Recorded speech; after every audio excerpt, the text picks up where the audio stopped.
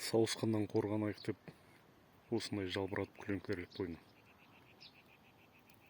Арасында баяғы DVD-дің дискілері де бар. Бұл айналып, жылтырап, көзге шағылса деген. Бұрында қолданатынбыз. Сәл болса да сауысқаннан қорғанайық деп жасап жатқан амалдардың бірі ғой. Енді бір нәрсе айта кетейінші осы жерде. Осы бір кішкентай 24-25 соттық жерден жылына 2-3 миллиондай табыс табам осындай үйгерік жерден. Жалпы бұны салып жүрген себебім әлеуметтік желіге.